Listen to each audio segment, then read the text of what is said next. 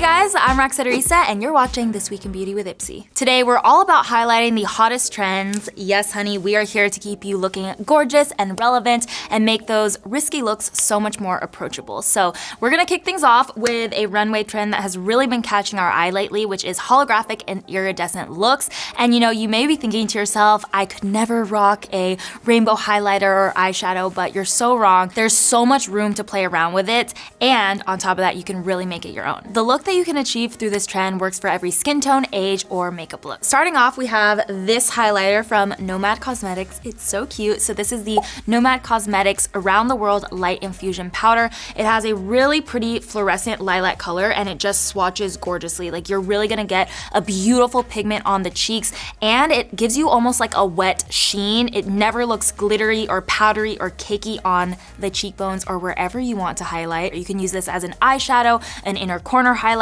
on the cheekbones, on the brow bones, even on the collarbone and shoulders, anywhere you want that beautiful iridescent glow. So I really like that for this, and you can really achieve like a very, very glowy look with that product. And then moving on, we also have these two guys from PACIFICA Beauty. So these are the Rainbow Crystals Liquid Mineral Strobe in Nebula and Unicorn. First off, we have Unicorn, which Unicorn is actually a holographic pink glow. It's really, really pretty.